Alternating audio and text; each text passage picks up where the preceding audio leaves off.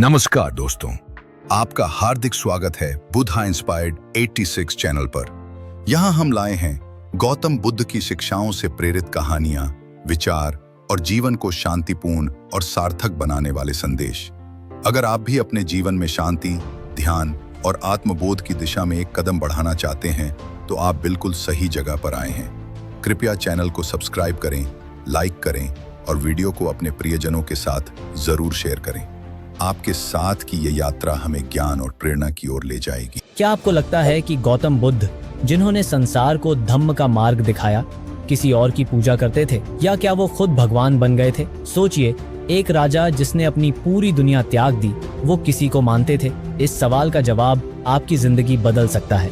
इस वीडियो को अंत तक देखें, क्योंकि आज हम इस रहस्य से पर्दा उठाएंगे। जरा सोचिए, हम सबकी जिंदगी में एक अदृश्य डर होता है, कभी असफलता का, कभी अकेलेपन का, कभी मृत्यु का, और यही डर हमें किसी न किसी चीज की पूजा करने पर मजबूर करता है। कोई भगवान की पूजा करता है, कोई पैसे की, तो कोई रिश्तों की। लेकिन क्या आपने कभी सोचा है, गौतम बुद्ध, जिन्होंने सब कुछ त्याग दिया, राजपाट, परिवार, ऐश्वर्य, वो किसकी पूजा करते होंगे? क्या एक ऐसा व्यक्ति जिसने जीवन के हर सुख को छोड़कर कठिन तपस्या का रास्ता चुना, पूजा में विश्वास कर सकता है? अगर हम इतिहास पर नजर डालें तो ज्यादातर धर्मों में किसी न किसी ईश्वर की पूजा का महत्व रहा है, चाहे वो वैदिक देवता हों या आधुनिक काल के भगवान।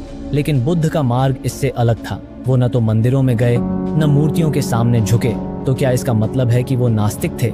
और अगर वो नास्तिक थे तो फिर वो इस जीवन और मृत्यु के चक्र से बाहर कैसे निकल गए? क्या बिना किसी शक्ति में विश्वास किए आत्मज्ञान पाया जा सकता है?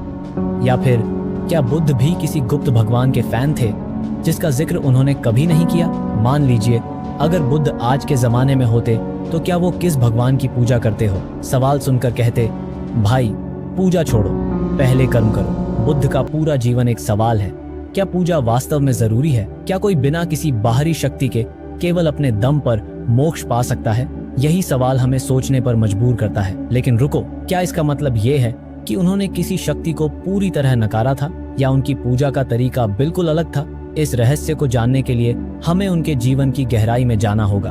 अब आते हैं उस सवाल के जवाब पर जिसने आपको इस वीडियो से जोड़े रखा। तो आखिर गौतम बुद्ध किसकी पूजा करते थे? जवाब है, गौतम बुद्ध किसी देवता या भगवान की पूजा नहीं करते थे। लेकिन इसका मतलब यह नहीं है कि उनका कोई मार्गदर्शन करने वाला स्रोत नहीं था। धम्म की पूजा, सबसे बड़ा सत्य, गौतम बुद्ध धम्म की पूजा करते थे। लेकिन यह धम्म क्या है? धम्म का अर्थ है जीवन का शाश्वत नियम जो इस ब्रह्मांड को चलाता है। यह सत्य, करुणा और नैतिकता का मार्ग है। बुद्ध कहते थे कि जो इस धम्म का पालन करता है वही अपने जीवन को सच्चे अर्थों में जीता है। धम्म के प्रति उनकी श्रद्धा इतनी गहरी थी कि उन्होंने किसी भी बाहरी शक्ति की आवश्यकता नहीं समझी। बुद्ध का मानना था कि हर इंसान के भीतर एक अद्वितीय शक्ति है, हमें इसे पहचानने की जरूरत है। उन्होंने कहा था, अप दीपो भव, स्वयं दीपक बनो। इसका मतलब है कि खुद को ज्ञान और सत्य का स्रोत माने, न कि बाहरी पूजा में उलझे। क्या इसका मतलब है कि बुद्ध नास्तिक थे? अब एक सवाल आपके मन में आ सकता है, क्या बुद्ध ईश्वर को नहीं मानते थे? क्या वो नास्तिक थे? जवाब थोड़ा पेचीदा है। बुद्ध ने कभी भगवान के अस्तित्व को पूरी तरह नकारा नहीं, लेकिन वो कहते थे कि भगवान से ज्यादा महत्वपूर्ण है आपका कर्म। अगर आप खुद सही कर्म करेंगे तो किसी ईश्वर को खुश करने की जरूरत नहीं। लेकिन यहाँ एक और सवाल उठता है, अगर बुद्ध ने किसी भगवान या मूर्ति की पूजा नहीं की तो क्या उन्होंने किसी भी तरह की प्रार्थना की? क्या उनके पास कोई ध्यान का मंत्र था जिसे वो दोहराते थे? यह जानना जरूरी है, क्योंकि यही छिपा है उनका असली संदेश। ध्यान और प्रार्थना का गहरा अर्थ। बुद्ध ने प्रार्थना को एक नए तरीके से परिभाषित किया। उनके लिए प्रार्थना का मतलब था अपने मन को शांत करना, ध्यान में लीन होना और अपनी चेतना के स्तर को ऊंचा उठाना। वो किसी बाहरी शक्ति के आगे झुकने के बजाय अपनी आत्मा को पहचानने की प्रक्रिया में विश्वास करते थे। तो ये कहना गलत नहीं होगा कि बुद्ध किसी भगवान के व्हाट्सएप नंबर की तलाश में नहीं थे, बल्कि वो उस सिग्नल को खोज रहे थे जो उनके अंदर था। बुद्ध का जीवन हमें सिखाता है कि पूजा किसी मूर्ति, स्थान या देवता की नहीं, बल्कि उस सत्य और शक्ति की करनी चाहिए जो हमारे भीतर मौजूद है। यही उनके धम्म की पूजा है। और अगर हम इस सत्य को समझ लें तो जीवन के सारे बंधन टूट सकते हैं। लेकिन रुको, अगर उन्होंने अपनी आत्मा और धम्म की पूजा की तो क्या इसका मतलब यह है कि किसी और की मदद के बिना केवल ध्यान और सत्य के मार्ग से आत्मज्ञान पाया जा सकता है? इस सवाल का जवाब हमारे जीवन के लिए क्रांतिकारी हो सकता है। अब तक आपने जाना कि गौतम बुद्ध किसी देवता या भगवान की पूजा नहीं करते थे। उन्होंने धम्म यानी सत्य, नैतिकता और जीवन के शाश्वत नियमों को अपना मार्गदर्शक बनाया। लेकिन यहाँ सवाल उठता है, धम्म को मानने और आत्मज्ञान प्राप्त करने का मतलब क्या है और इसका गहरा अर्थ क्या है? बुद्ध कहते थे, आपकी मुक्ति आपके ही हाथों में है, कोई और आकर आपको मुक्त नहीं करेगा। इसका मतलब है कि हर इंसान के पास अपने जीवन को बेहतर बनाने और दुखों से बाहर निकलने की शक्ति है, लेकिन यह शक्ति केवल उन लोगों के पास है जो खुद पर काम करने को तैयार है। बुद्ध का मार्ग ध्यान और आत्म जागृति का था। वो कहते थे कि अगर आप अपने मन को शांत कर लें तो आप अपने भीतर छिपे अज्ञान को मिटा सकते हैं। उन्होंने इस प्रक्रिया को विपश्यना कहा, जिसका अर्थ है चीजों को वैसे देखना जैसे वे हैं। बुद्ध का ध्यान प्रार्थना नहीं था, बल्कि आत्मा की गहराइयों में उतरने का एक साधन था। लेकिन ध्यान से पहले डर लगता है।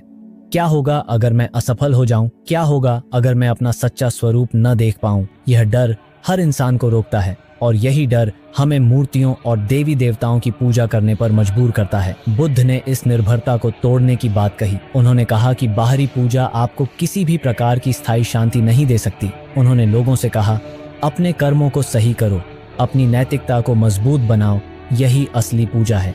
उनका जीवन एक उदाहरण है कि कैसे बिना किसी देवता या बाहरी सहारे के केवल अपने प्रयासों से मोक्ष पाया जा सकता है। अप दीपो भव, स्वयं दीपक बनो। इस वाक्य में बुद्ध की पूरी शिक्षाएं छिपी हैं।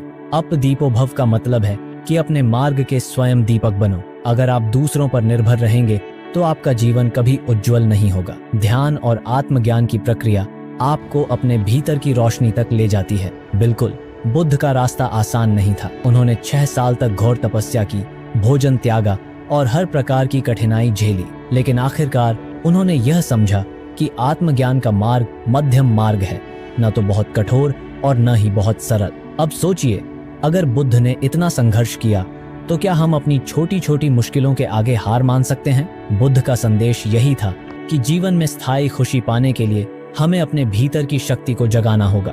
बुद्ध के अनुसार धम्म सिर्फ आध्यात्मिक मार्ग नहीं, बल्कि एक प्रकार का विज्ञान है। इसमें 4 आर्य सत्य और अष्टांगिक मार्ग जैसे नियम हैं, जो आपके जीवन को एक नई दिशा दे सकते हैं। ये नियम बताते हैं कि जीवन का हर दुख, हर समस्या हमारे अज्ञान और गलतियों का परिणाम है।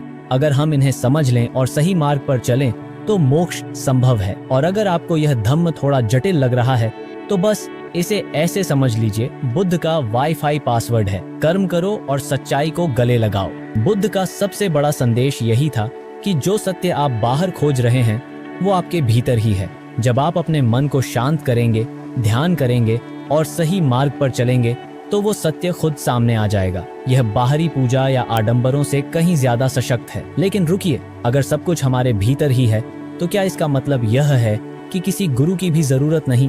क्या हमें पूरी तरह अकेले अपने मार्ग पर चलना चाहिए या फिर किसी मार्गदर्शक का सहारा लेना चाहिए?